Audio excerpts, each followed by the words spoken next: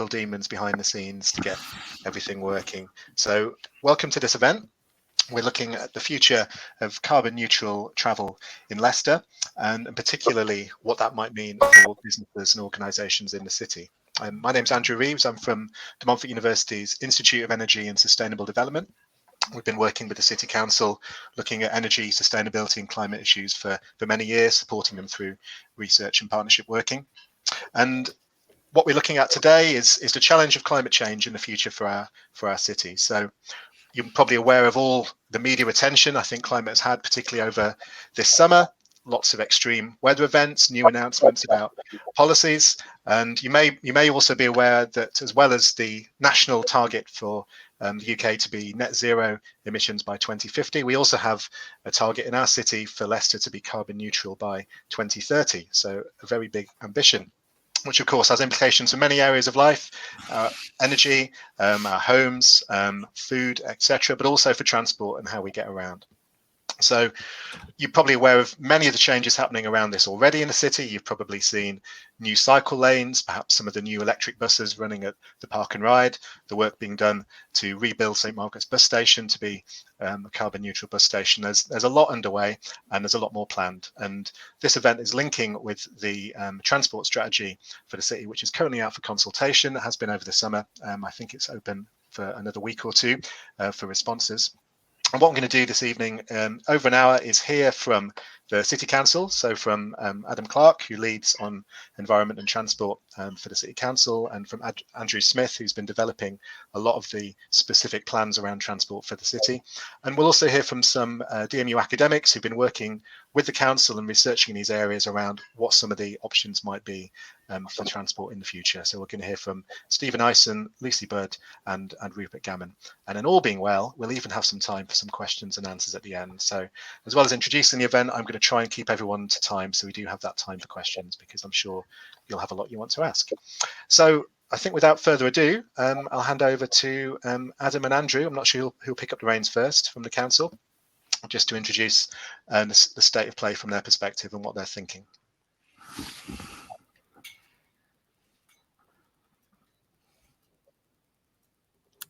Thank you. Thank you, Andrew. That's going to be to me. It's a real pleasure to join you all this evening to frame our local transport plan consultation around the COP26 agenda, and it's obviously a key milestone and actually should act as a key step change for decarbonisation.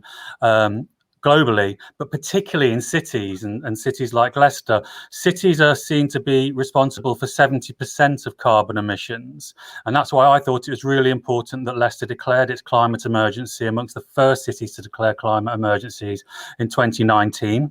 Within the subsequent action plan and strategy that we developed, we announced our ambition to be net zero by 2030. And we're now developing a roadmap that will see us develop those actions up to 2030. We have 25% of our emissions are from transport in the city, and it's what I call a sticky source of emissions. It's not something that really tends to shift, which is an issue for us. 60% of that comes from private vehicles, and we have very limited control as a local authority over emissions from transport. And actually, generally, the City Council itself is responsible for less than quite substantially less than 5% of total emissions for the city. Yet we see ourselves, and indeed we are, an incredibly important leader in taking our city to net zero, and that's why it's really important that we have a strong local transport plan with strong policy in place to support that ambition. So I'm going to hand over to Andrew now to take you through our emerging local transport plan.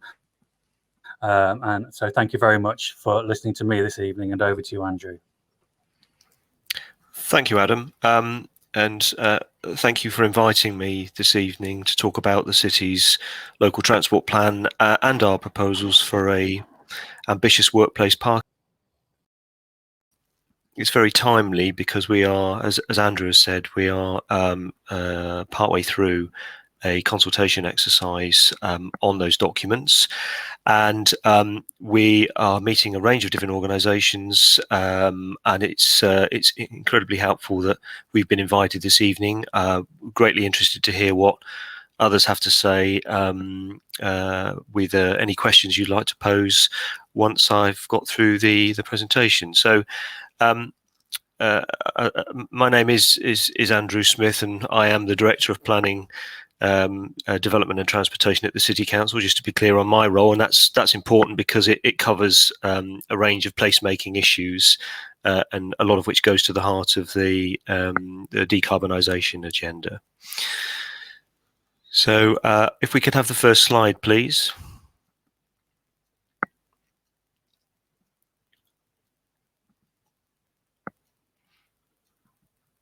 Thank you. These are the two documents we're currently consulting on, the Leicester Local Transport Plan and the Workplace Parking Levy Initial Consultation document. Okay, next slide. Thank you. So I'm going to be talking about why we need a new local transport plan. I'll say a little bit about the government's recently published decarbonisation plan for transport. I'll talk about some of the projects that we've been delivering and plan to deliver, which Andrew's touched on. Those form an important platform for the work going forward. I'll take you through the challenges and opportunities as we see them, our transport vision and priorities, then say a little bit about where the funding comes from or could come from to deliver those priorities, say a little bit about our consultation timetable going forward, which we'll hope you'll stay involved in, and then certainly be interested in taking any questions. Okay, next slide. So why do we need a new local transport plan? Lots of reasons. Our existing plan is a little long in the tooth now. We have a new context. We've talked about climate emergency, the air quality agenda, the health agenda. We've got a city that continues to grow very substantially, both within the city boundary and outside of the city boundary. So good reason to revisit the plan. And of course, the plan will act as a guide for resource allocation and to secure funding into the future. So I'll say a little bit more about the context that we have recently received from government through their decarbonising transport plan. Next slide.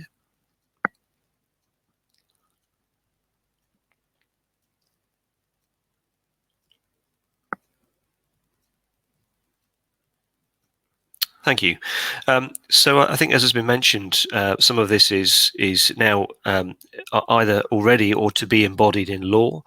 So the net zero emissions target nationally by 2050.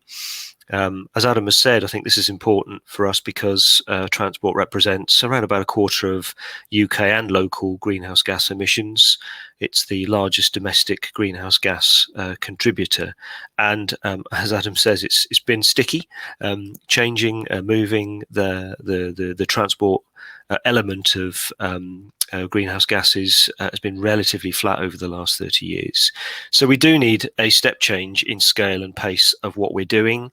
And in tackling decarbonisation, we can also impact on those other priorities, the air quality, congestion, etc. Okay, next slide. So just a couple of slides just to bring that to life, drawn from the government's document. Walking and cycling is quite clearly a big priority nationally and locally. Lots of reasons why we want to, and government wants to continue promoting walking and cycling. It creates jobs. It has a big impact potentially on CO2 savings and air quality benefits. The government are investing monies into this, but we think probably that will be falling some way short of what's required to deliver the vision and the targets. And one of those stretch targets, if you like, is that by 2030 in cities like Leicester, half of all journeys should be cycled or walked, which I'm sure for some of you you'll see as a pretty eye-watering target. And also by 2040, and this is pretty much in line with where we want to be, They're suggesting that we will have a world-class cycling and walking network throughout England. Okay, next slide. Thank you. Benefits of cycling and walking clearly extend into the health world. The costs of inactivity are writ large, literally, on the slide in front of you. The benefits through well-being of exercise, the benefits to business, the benefits to individuals, the productivity of workers, etc. All of those things are, I think, well rehearsed, and the government's decarbonising strategy puts those front and centre. Thank you.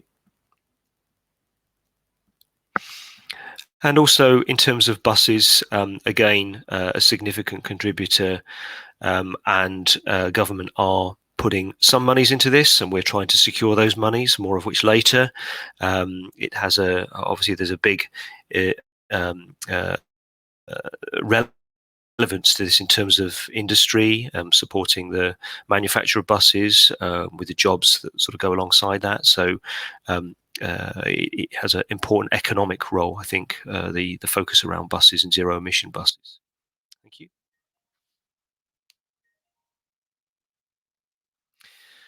So we're expected to embed the agenda through our locality, through planning and transport policy. There will be monies available, as I say. I think they will fall some way short. And the government will be providing support for local authorities to reduce transport carbon emissions.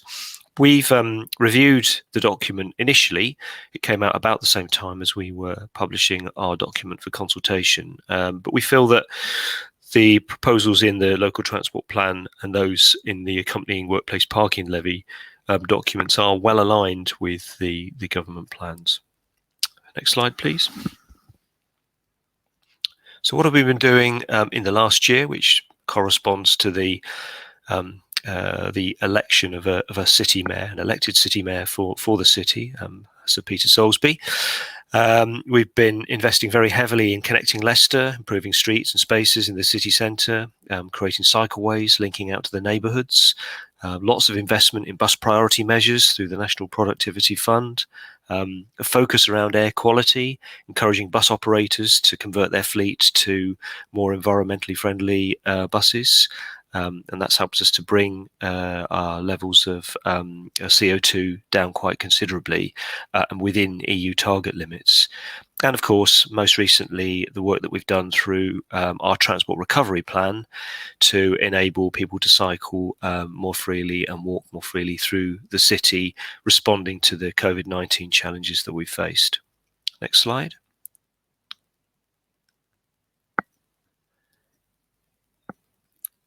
So we're currently working on a programme of activity that will take us through to 2024, funded through the Transforming Cities Fund. So we've invested in 11 electric buses serving all of our park and ride sites. We're partway through the delivery of 500 electric bikes as part of our bike share scheme, and those are largely concentrated in and around the city centre. As Andrew's mentioned, we are rebuilding our St Margaret's bus station. That is well advanced now. The demolition's complete, and we're starting to rebuild the bus station and indeed improve the streets and spaces around it. And then we've got a number of projects that are delivering active travel, cycling and walking enhancements through local neighbourhoods. Thank you.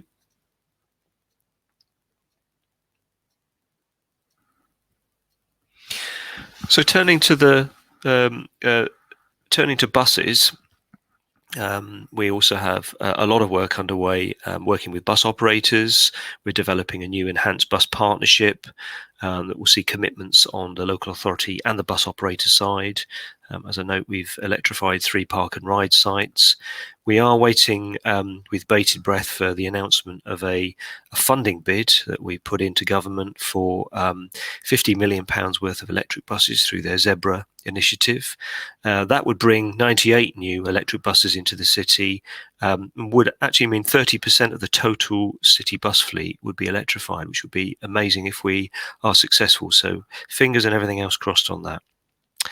A lot of work on ticketing and fares, and we're developing this concept, this branding concept of a green lines network, which I'll say more about later. Okay. So challenges and opportunities that underpin the plan. I've talked about those carbon targets and ambitions. The city is continuing to grow. That will cause us challenges, difficulties and challenges through congestion if not addressed, and sustainable transport we see as the answer to that. We have a significant proportion of physically inactive residents in the city. Many of the journeys that are made in the city by car are short journeys, under 2 kilometres, around about a quarter. And we think that those are a low-hanging fruit, if you like, in terms of converting from car use to walking and cycling. We do know that bus journeys have declined nationally over a long period of time. We were starting to see that recover, but of course COVID-19 has interrupted that pattern, and only recently are we starting to see patronage increase to significant levels in buses once again, up to about 60%. We have a compact city. We do believe that there are good opportunities because of the dense nature of the city to get more people travelling by bus. It's only a 30-minute journey to the edge of the city, and around about half of the population is within about 10-minute cycle ride of the city centre. So again, good opportunities to connect people with better infrastructure. Next slide. Thank you. So we have a transport vision in our new plan, a carbon neutral, growing, healthy, accessible and connected city with clean air supporting a high quality of life and travel experience for people, and of course a vibrant local economy. There are a number of ambitions set out in the plan to 2036. I'll just pick out one or two. 100% zero emission vehicles follows the decarbonisation ambition. More people working from home. We want to encourage people to make sustainable modes of travel their first choice, whether it be for longer or shorter trips. And of course, longer trips are more likely to be targeted towards bus travel, shorter trips walking and cycling. We have a focus around our neighbourhoods, whether it's a city centre neighbourhood or indeed the outlying neighbourhoods, creating this concept of a 15-minute city. So can we devise transportation means that bring people within around about 15 minutes of the services that they need through the development of infrastructure and other transport initiatives? And finally, this concept of a rush hour free city.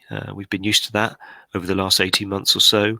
Can we lock that in? Can we deliver a series of transport trends that reduce traffic during those peak periods?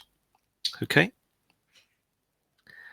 So 3 key themes: connected corridors and hubs, focusing on improving commuter corridors for buses, cycling and walking, improve park and ride sites, and also looking at our transport hubs, building on the new bus stations at Haymarket and the St Margaret's bus station, and looking towards transformation of the railway station. The second theme is connected healthy neighbourhoods. So as I say, a focus around neighbourhoods, investment in neighbourhoods, better cycling and walking infrastructure, better local bus networks, fewer and cleaner vehicles. And finally, managing demand for car use, looking at parking management, coordination, tariffs, more work on behaviour change, building on what we've already done, better and smarter technology applications to improve transportation, and of course a workplace parking levy, more of which later. Thank you. So looking at those in more detail in terms of the priorities for the next 10 years, we have this concept of a green lines public transport network where we would see electric tram-like buses serving the core routes, the core radial routes and orbital routes across the city, picking up the key employment sites, retail sites, hospitals and universities, for example. So that's the longer term ambition. In the shorter term, we are, as I say, delivering zero emission electric buses, hoping to receive funding to expand that. And we're also looking to deliver additional park and ride sites to the south and east of the city. As far as active travel, cycling and walking goes, we want to continue to expand the network that we're building. We want that to be a world-class network of cycling and walking routes, and we want that to create and support safer neighbourhoods and cleaner air across the whole city. And then finally, some of you may be aware, we've recently submitted a bid for levelling up funds, £23 million towards improvements of Leicester railway station, serving both passengers and also creating an environment for regeneration in that area and improved public realm, connecting the station better to the city centre. Okay. So funding historically has been a combination of central government, regional and local funding. One of the difficulties with that is it's intermittent. You can only apply for it when it arises. You're not always successful. And so what we're looking to move towards is a more reliable ongoing source of funding, which is why we're focusing on the potential that a workplace parking levy might bring us to deliver that reliable funding over at least 10 years. And you can see on the slide the sorts of benefits that that's generated in Nottingham, with over 75 million received since 2012, levering in very substantial sums of money from government. Thank you. So I'll quickly take you through what a workplace parking levy means for the city, and a lot more work to do on this at the moment. We're building a business case, but it is a charge on employers for parking places used by car commuters. Employers can choose to pass that on if they wish. That applies to businesses, public sector and education organisations. There are some exemptions for customers, deliveries, visitors, residential parking, public parking and car parks. All of the monies raised are ring-fenced for transport. The overall aim is to encourage sustainable transport and deliver those wider environmental, health and economic benefits. Thank you. So we are looking at the key features. We believe that it should operate across the whole city area. The charge we're looking at the moment around about £550, which equates roughly to an annual bus pass from one of the main operators. That's about £2 per working day. We're looking at exemptions and discounts, working closely with Nottingham City Council on all of this, and we're assessing the environmental, economic and equalities aspects that will go into a full business case. Thank you. So lots of work to support businesses on the introduction of a workplace parking levy, helping them with car parking management, car sharing, additional connecting cycleways, behavioural support, negotiating deals with bus operators. So we would look to support businesses very much on the introduction of a WPL. Thank you. Timetable. So we're currently in the process of consulting, as I've said, up to the 17th of September. I'd encourage you to get involved and submit your thoughts and comments. Supporting comments are welcome, but also challenging comments are equally welcomed. We will look to publish the results of the consultation later in November, and then we hope to move to a formal business case consultation on a workplace parking levy around November, December time. And then into spring next year, should that all move forward, we'll be pulling together the final business case, which we'll need to submit to the Secretary of State for approval. And then if approved, we would start mobilisation for workplace parking levy in the autumn of next year, with charging commencing in 2023. Okay. And that, I believe, is it. So thank you.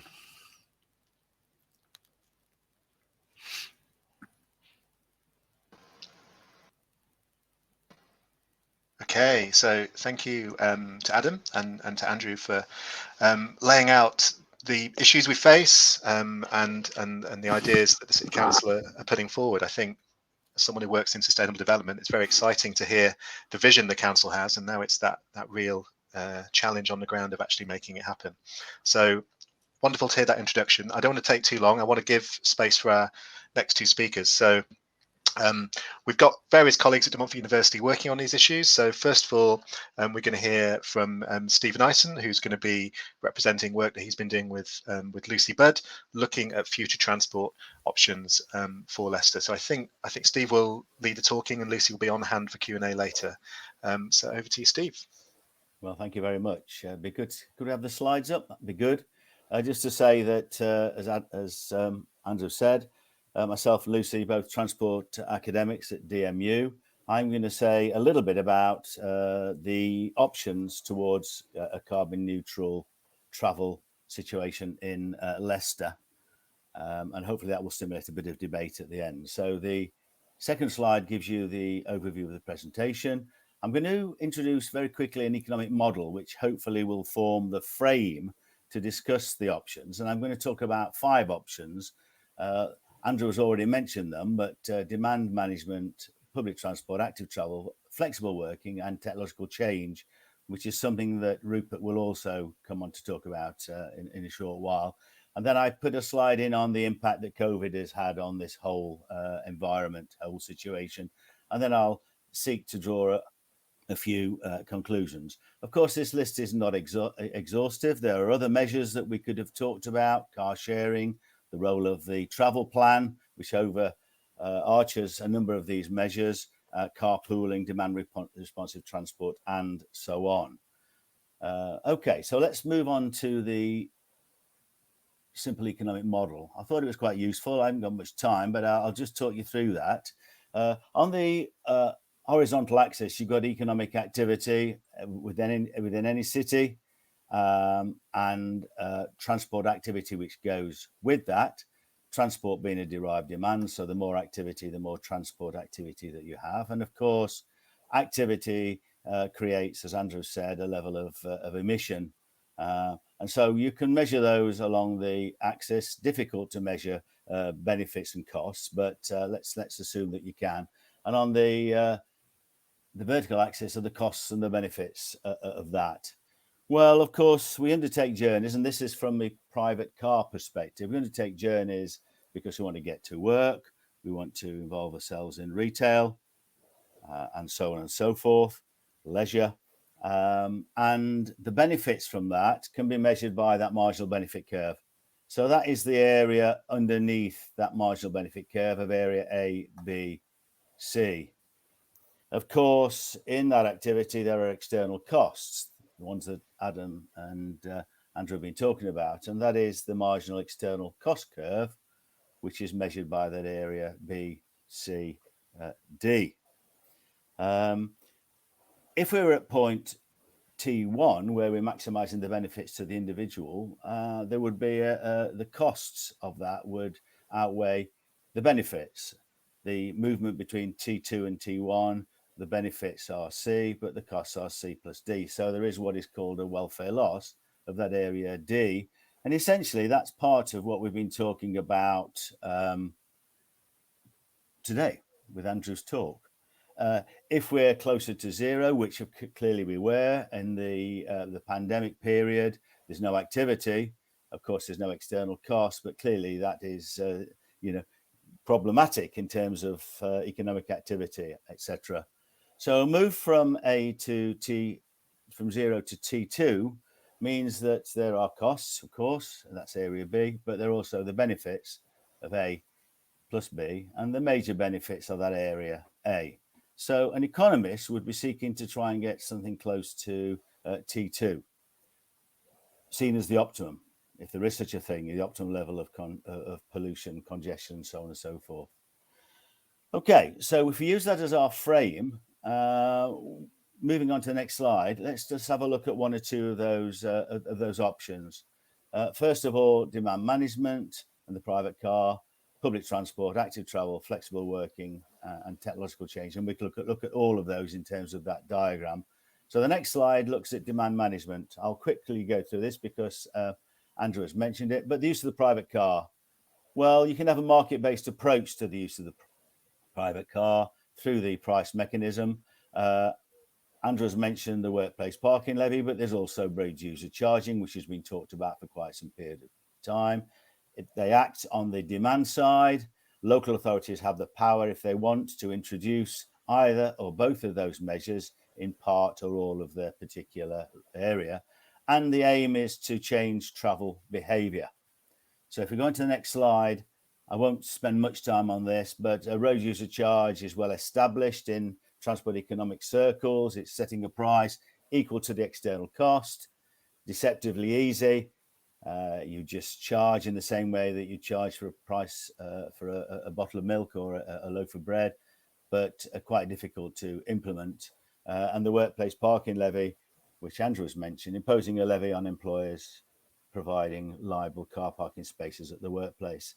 To date, there are only two schemes, essentially, the congestion charge in central London and the Nottingham Workplace Parking Levy, which was introduced in 2012. There's also things such as the ultra low emission zone, which is operating in London, which was introduced in 2019. That mirrors at the minute the congestion charging area. So if you go into that zone, it's £15 for the congestion charge and £12.50 if your vehicle doesn't meet various emission standards. So quite an expensive trip. Instead of 15 and £12.50. In a few weeks' time, on the 25th of October, in fact, the zone will be expanded to create a single larger zone. Now, the aim of these two measures is to shift that marginal benefit curve to the left. So it moves you in the direction of that point T2, which I mentioned on the 2 slides ago. So a demand management measure. The next one, which Andrew mentioned at great length, is public transport and to encourage the use of public transport, again, to change travel behaviour. That comes in various forms, improving the infrastructure, provision, the quality, the reliability, the frequency, and the information flows, such things as real-time passenger information. But of course, there's a cost involved in that.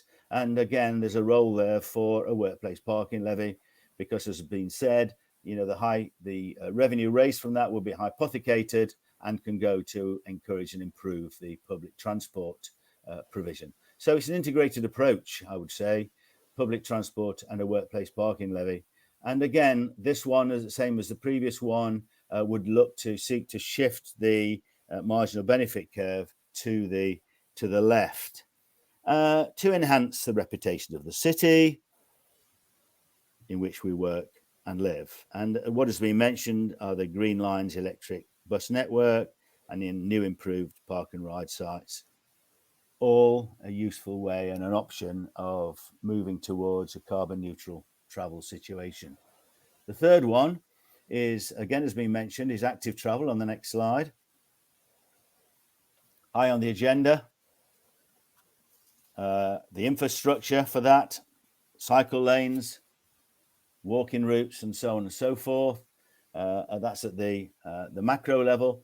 And of course, there's work that can be done at the workplace, at the micro level, cycle racks, maintenance facilities, secure cycling provision, showers, and so on.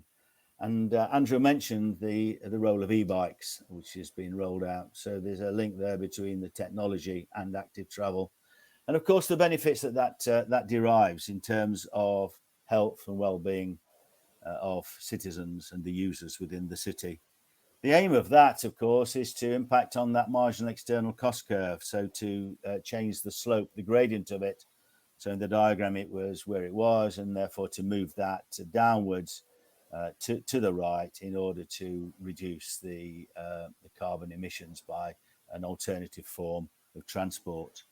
I put in a slide, the next slide, on flexible working, the use of Teams. We're using a type of facility now, of course, but there are others, Teams, Zoom, Skype, and we've worked in this environment for quite some time now, given the pandemic, and there's a shift, I think, of mindset there, and that clearly is going to impact on emissions, on carbon. Although who knows quite where that will end up. I looked at yesterday's Times and just read it. You read the title of the main headline on the front page, and a little bit of for what it said in the text. The old normal, rush hour, returns as Britain goes back to work, with millions of workers returning to the office and the school term starting in England and Wales. Rush hour traffic in some areas reached levels last seen before the coronavirus crisis. Roads in London, Birmingham, Wolverhampton, Nottingham, Leicester and Liverpool were as busy as 2 years ago. I've got the correspondent's name. I don't know where they got that information from, but that's what they said on that front page. So, flexible working, that will impact, of course, have implications for the city centre, for the retail sector, hospitality, office provision, and so on and so forth. But the idea of that, again, is to move the marginal benefit curve to the left to try and get you somewhat close to that T2 point. The final one is technology, and Rupert is going to say a bit about that, but probably not about these points. But e-scooters, e-bikes, which Andrew mentioned, electric vehicles, and also facilities with phone apps for booking parking spaces, alerting you when. So more efficient use of the provision that is out there, alerting you when public transport is busy, so you can change your journey accordingly. They're the five. I don't think I really need to say much more about those, other than to go on to the next slide, which is all about the implications for COVID. And of course, this is still panning out, but will it change travel behaviour? Is there still a reluctance to use public transport? Yes, the promotion of active travel as an alternative, social distancing in the workplace, the impact on economic activity in a city like Leicester or any city. Is it short term? Is it a knee-jerk reaction? But will we move back, as that article says on the Times? There'll be a long-term old normal. And of course, maybe there's a reluctance to change. So I thought I'd put that slide in. And just a couple of conclusions in the next slide. Oh, maybe that's it. Maybe I missed out the conclusion. There we are. I think that's me done, Andrew.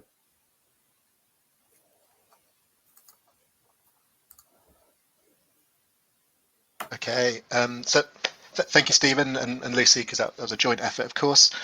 Really good to hear these issues looked at through different lenses, and so that really got me thinking the kind of the economic model lens, what that might offer. Also, that lovely overview of the different options available for thinking about sustainability and transport. I want to move us on because time is running out, so we're still going to finish at 6:30. So I'm going to bring in Rupert and just remind you all to throw in questions if you have them. Even if we don't have time for them in this session, we will make the City Council aware of what is being asked so they know what's important to people as this conversation unfolds. So over to Rupert. Okay, hello. Can we get my title slide up? Well, that's happening. Yes, just let me introduce myself. I work with Andrew Reeves in the same department in the Institute of Energy and Sustainable Development at De Montfort University. And one of the subjects that I carry out research on is low carbon transport systems.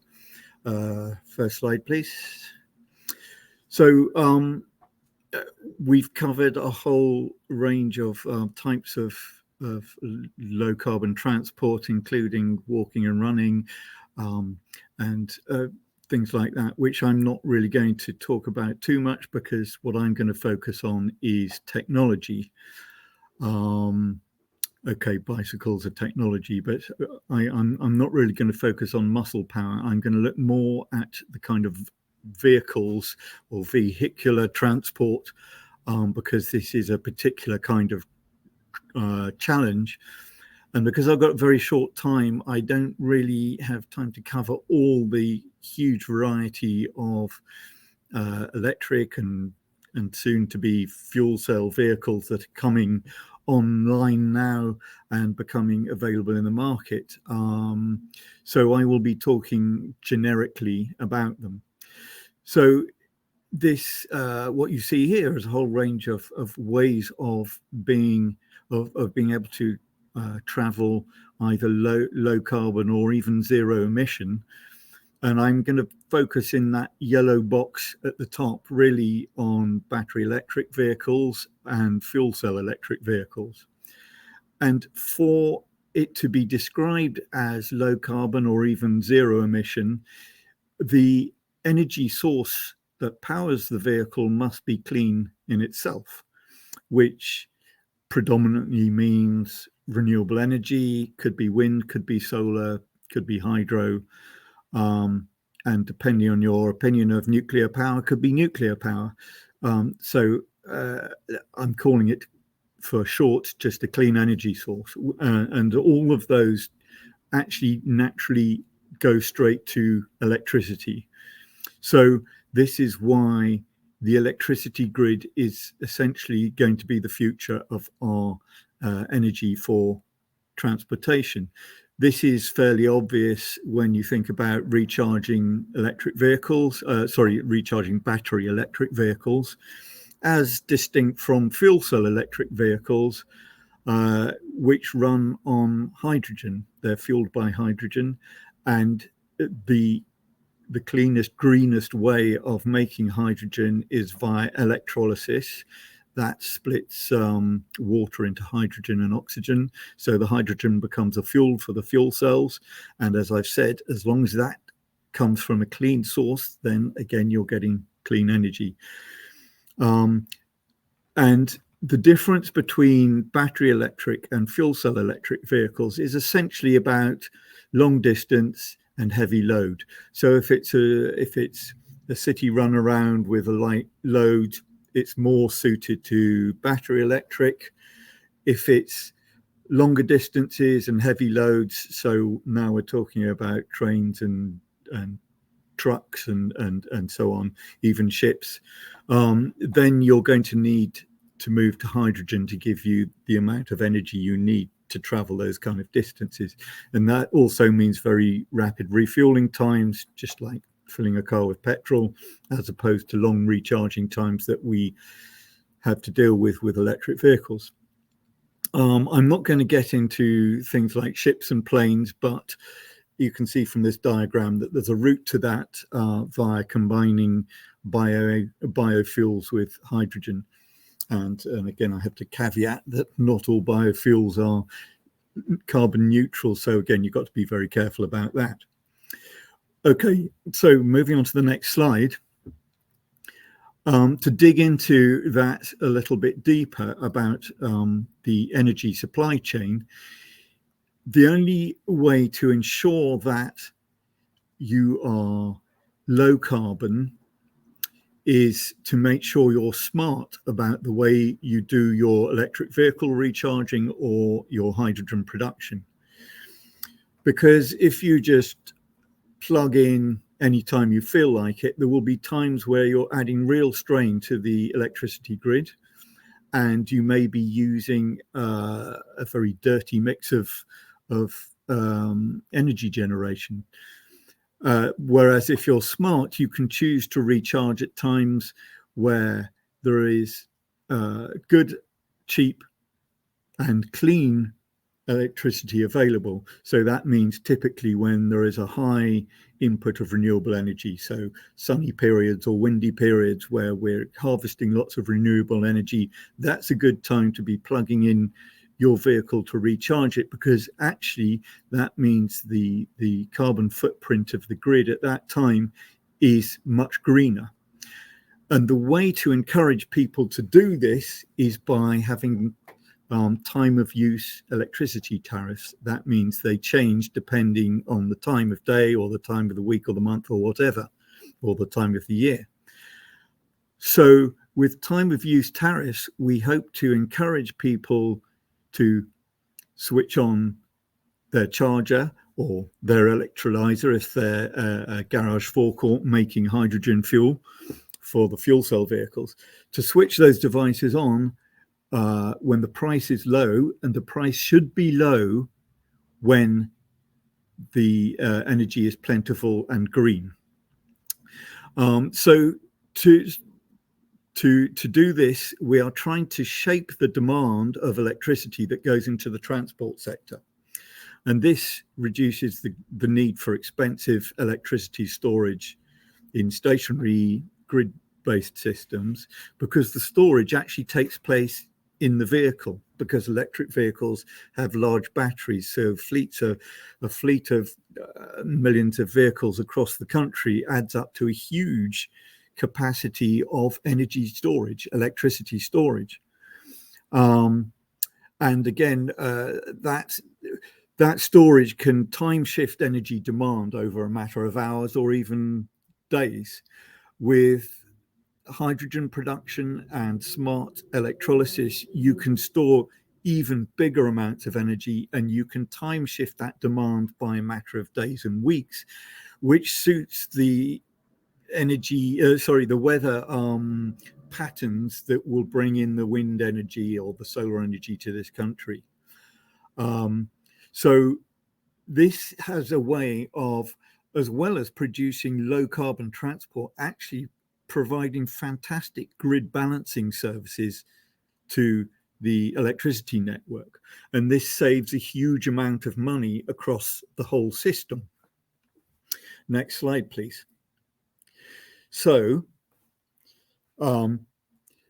this basically shows that there is this kind of symbiotic relationship, whereby if you want loads of renewable energy on your electricity power grid, you need this flexible demand and essentially storage that the electric and fuel cell vehicles offer. This ensures that their journeys are low carbon journeys, but it also means that if these vehicles are providing that storage capacity, you can accommodate even more renewable energy onto the grid. And if you do that, then you're making the next generation of electric vehicles even cleaner, or the next generation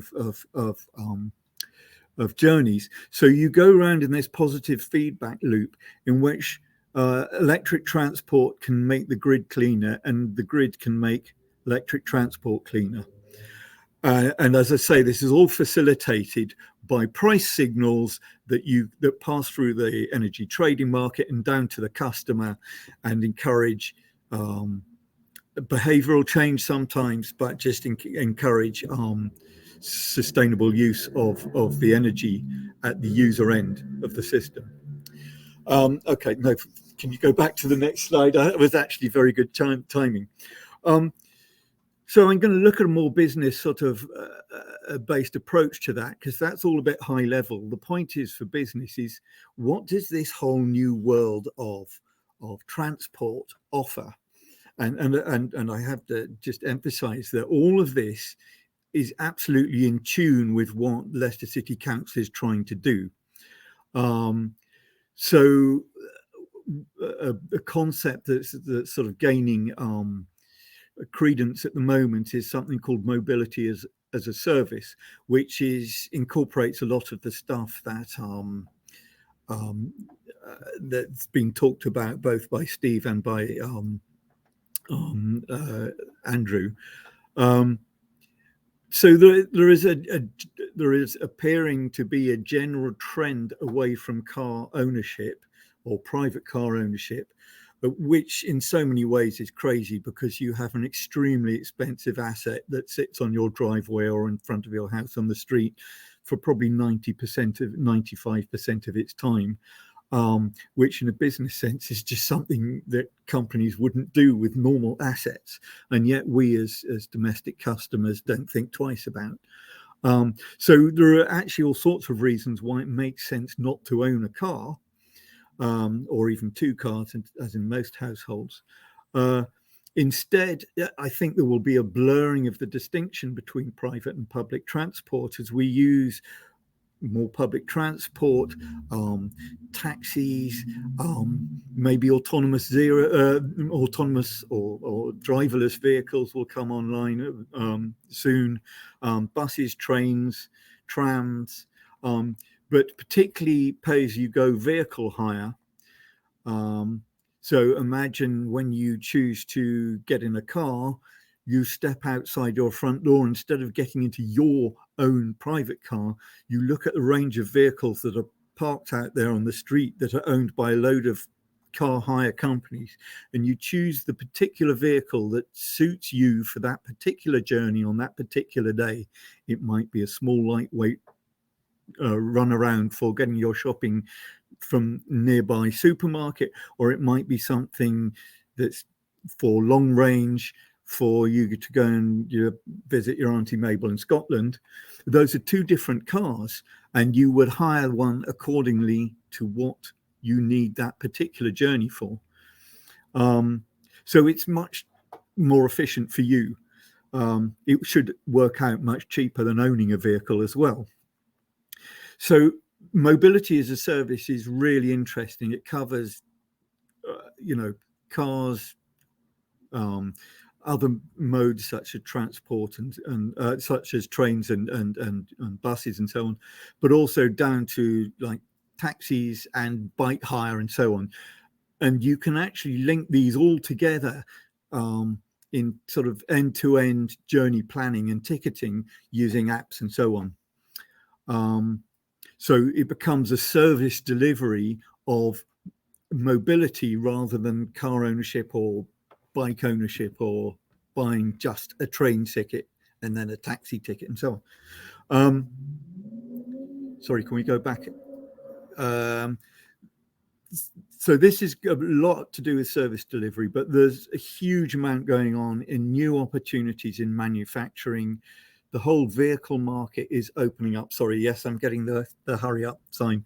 The whole vehicle market is completely opening up to new entrants, new manufacturers.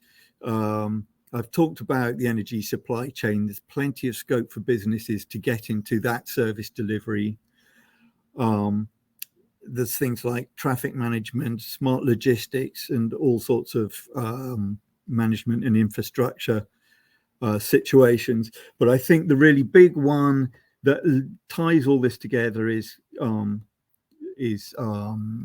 information and communication technology, big data, and monitoring and control. So I'll just look on the last slide, please, at where some of those, I mean, there's just a huge, vast array of ways in which these are important.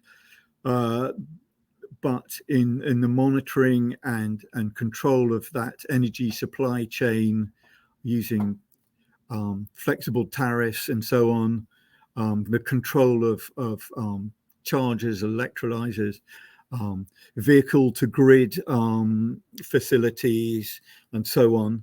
In vehicles, obviously onboard systems and performance, navigation systems, including vehicle to vehicle sort of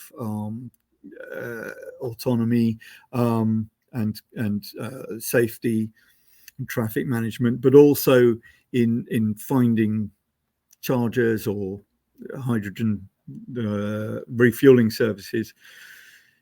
But again, there is the service delivery side of it around the multimodal journey planning and ticketing across a whole range of travel modes, traffic flow and air quality management, fleet management, and logistics. And these are all opportunities opening up for businesses that may not realize that the low carbon transport sector is an area they can operate in. Certainly these days, there are more opportunities, and I hope that our listeners are inspired by some of these to look into what they can do to contribute. Okay, thanks so much, Rupert. I think you've given us a lot to think about there. The big picture of how the grid works and how the transport system works, the kind of experiential picture of how we will get around and maybe transitioning from owning a car as individuals or as a household to drawing on lots of types of mobility and all the fast changing technological changes happening around transport that will be impacting upon our lives for sure. So thank you so much. So as you can tell, if you're listening in, we're overrunning a touch, but we're going to allow a bit of time for a couple of questions before we wrap up. So thank you to our speakers for staying on for these. So I think the the first one that will come up, actually, just a quick reminder for our speakers to mute your mic at this point, unless you're responding. Okay, so I think the first question is about that's part of the specifics of transport policies aimed at the folks from the council in particular. I think thinking about buses. So if you could bring up that one. Okay, so thank you, Andrew, for that question. So general thing about our influence on bus companies, particular to enable behaviour change by when services are run. I don't know if Adam maybe wants to respond to that one first, or Andrew. Yeah, I can start. Andrew might want to chip in. Both leaning on them, but also working very closely with bus operators. We do have more tools at our disposal than we have previously, probably since the mid-80s, and we're looking to develop what's called an enhanced partnership with the bus operators that will support improved services alongside interventions like a workplace parking levy. So there's a whole range of active levers to enable us to improve accessibility to bus, along every tangent. Yeah, I mean, just to add to that, I think the workplace parking levy is an important additional element to our within our toolbox. First, Arriva, etc., are commercial organisations.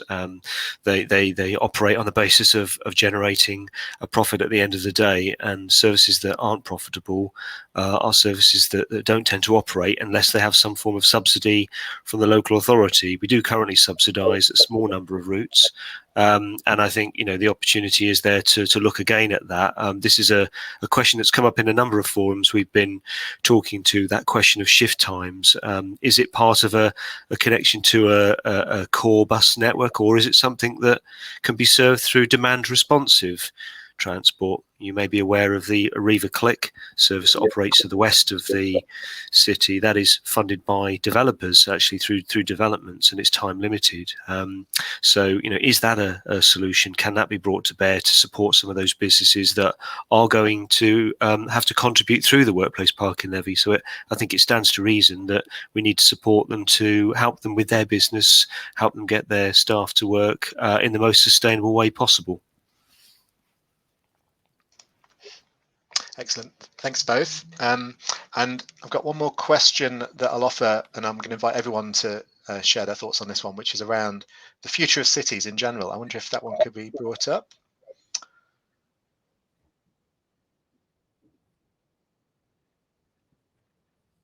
Hopefully something's happening behind the scenes, some fevered copying and pasting. If not, I'll just pose it to you directly. So the question was around, it may appear as I'm speaking, but what we're seeing post-COVID is many people looking to work from home now and continue to work from home. Here we go. And so one implication could be that spending during the day may be more where people live, which may be more in villages and towns, so people not commuting into Leicester. And I think this raises a wider point around the future of cities and the future of Leicester in particular, and how that might impact upon some of the travel-based strategies we're developing. And I'd welcome any reflections around that kind of new post-COVID world of how we're living and the implications for travel and how that might affect what could be good strategies or not. Anyone want to contribute? I think Adam maybe wants to dive in first as well.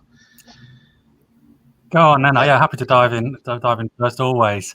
Interesting. Obviously, we don't often think about villages in the city of Leicester, but actually Leicester has villages surrounding it that have been taken in by the city. And they are our neighbourhoods, as our estates are our neighbourhoods. And it falls into this 15-minute city concept, actually. We're not just thinking about a city centre, we're thinking about connectivity between neighbourhoods. Ayleston, Knighton, Evington, Belgrave, Humberston were all villages once, and we want those to operate as service providers in communities, I guess, in communities. So the city centre is reinventing itself, not just in Leicester, globally. probably too. And the concept of a city centre as a space for retail is disappearing, and we see the city centre's new role partly as a neighbourhood, and we do feel that people will see the convenience of a city centre somewhere that they want to live, not only to visit. And I think the future of city centres is as a neighbourhood. Obviously, there are rural demands that we need to look at in terms of the climate agenda, but for a city like Leicester, way into the future, and we'll have those challenges that we need to address. Thank you, and that's a nice link to the 15-minute neighbourhood concept that I think you spoke about in the strategy. Would anyone else like to come in on this point?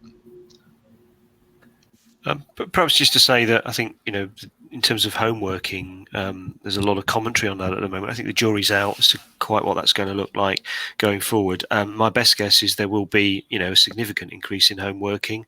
Those people working at home will want, or may not necessarily be able to work from home, but they might want to work from community hubs, for instance. And I think that sort of picks up Adam's point about looking at these local neighbourhoods and seeing them as in a different way, where connectivity within neighbourhoods, these 15-minute city sort of concepts are and will become much more important. I think the fact that more people will be home working, though, doesn't necessarily mean that it does away with the problem of congestion on our streets in the city at peak times. As I noted, the city is facing a very substantial increase in growth within the city and on the outskirts of the city over the next 10, 20, 30 years. And I think, we need to be planning ahead for that. We need to understand that will cause us difficulties. So I think we are thinking very carefully about a post-COVID world. There's still a little bit of thinking to go on that, I'm quite sure, as trends unfold. But, we will be looking over the next few months before we publish the final plan, picking up the latest trends and building in any reflection into our new plan. Thank you. And I've just got time for one or two more quick comments. Steve or Lisa, you want to chip in? Can I come back on that? Or not on that specifically, but the question in general. I think if cities are going to sort of evolve and naturally reconfigure themselves, not just because of COVID, but just the way they are naturally going even before COVID happened. We're going to probably have to redefine what a city is, and I like this idea that the city centre is going to become more of a neighbourhood, and that seems to make sense to me, although I expect it will become also an important leisure zone because it's less of a retail zone. But perhaps following on from that would be the opportunity to increase the green spaces and open spaces and vehicle-free spaces in the middle of the city. It has health benefits as well as environmental benefits.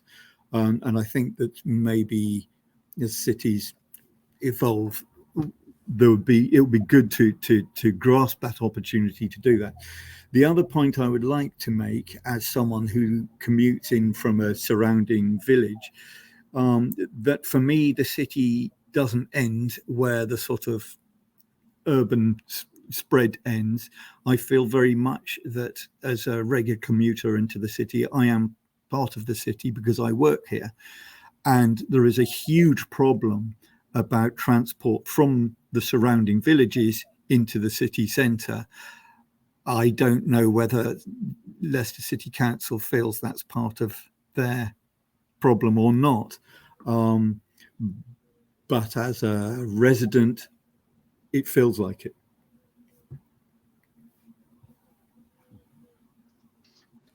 Thanks, Rupert. And I think timing wise, if Lucy or Steve have a quick comment, I want to give you the floor. Otherwise, time to wrap up. Steve is shuffling within Xander. I was just going to say that what Andrew said, I think, is right, in that it's too early to say what the impact is going to be.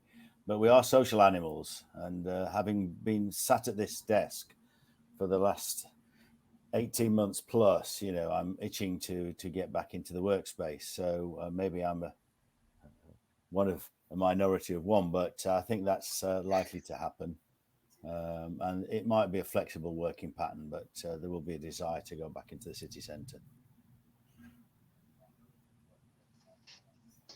Wonderful. Thank you. Thank you, Steve. Thank you, everyone, for your contributions. Apologies that we've overrun. I'm conscious Adam needs to get away ASAP, so please feel free to vanish, Adam, if you need to. And thank you for joining us. And thank you, everyone on the panel, for your contributions. Obviously, this is a big discussion and debate that will be ongoing, for decades. But over the coming few weeks, please respond to the consultation if you're eligible, and share your views.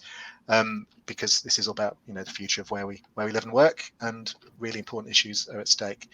I think just to wrap up, just final thanks for people you can't see. So Sian and Tammy have been behind the scenes convening this event and helping with the technical side. So thank you so much to them. And also just a little plug, we're going to have various events at De Montfort over the coming few months. Linked to the COP26 talks, we're doing an events program for our staff and students, but also for the wider community. So look out for DMU events for news about upcoming events happening there. I think that's all. Thank you for joining us, and have a good evening.